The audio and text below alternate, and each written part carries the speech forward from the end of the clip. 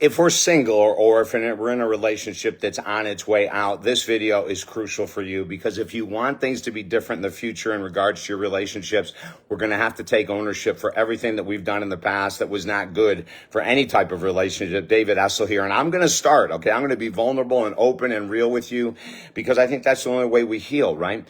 When individuals move on from a relationship and don't look back at what their role is and don't make a plan of action to change their role in romantic relationships, we're just going to repeat the same. There will just be a new face, a new body, a different name, but we're going to go down the same roadway. Oh my God, I've done it a million times. You may have done it the same thing. If you're in an outrageously healthy relationship, don't change a thing. But for the rest of us, we really need to evaluate. You might be in a current relationship right now that is starting to show signs of past relationships that didn't end well. This would be a time to do the work. This would be a time to look at ownership of what role do I play in the insanity that I'm in with my partner right now. If you're in a relationship and it's chaotic, if it isn't healthy, then you got to look within first.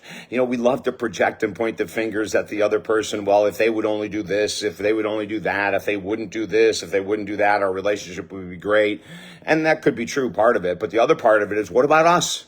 What's our role? You see, when we start to dissect our role and make changes in our mind and changes in the world, we will not repeat the same patterns. The odds are, if we can be real and vulnerable and admit that we have a massive role in all of our failed relationships, the odds are going to be that we'll start to look at attracting different types of people with different types of, let's say, personality traits that may be more of a match for you. But if you keep projecting out and say it's all his fault, it's all her fault, we're not going to get anywhere. We'll probably just keep repeating. So let me start, and then you can go ahead and fill in the blanks.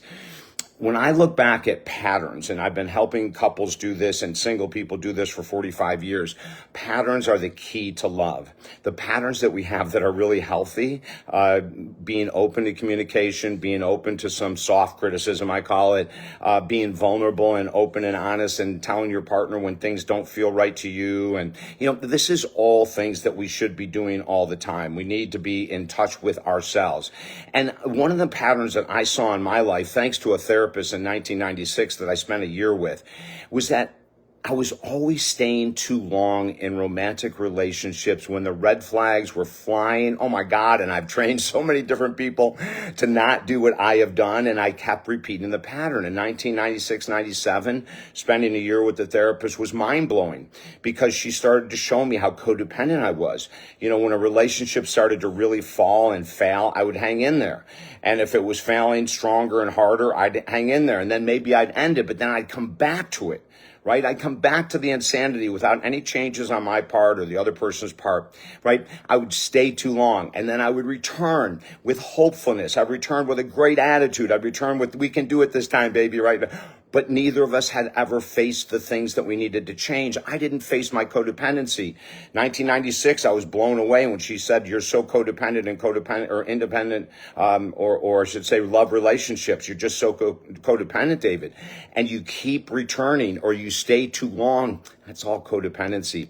And it's taken me a lot of work to stay on top of it. I'm not perfect, but I'm going to be honest with you. In changing that fact that when red flags appear, I speak to my partner openly and honestly. And if it doesn't work for us, we can move on gracefully within the first 90 days to 6 months, instead of dragging out for 4 or 5 or 6 or 7 years like I've done in the past. So go ahead and go deep. If you need help, contact me at talkdavid.com. Sometimes it's not easy to say the role that we play. Sometimes the pattern has become so ingrained in our subconscious, we don't even know we're doing something that's negative and hurtful for relationships. So let's work together. All of my work is guaranteed. Talkdavid.com. Have a beautiful day.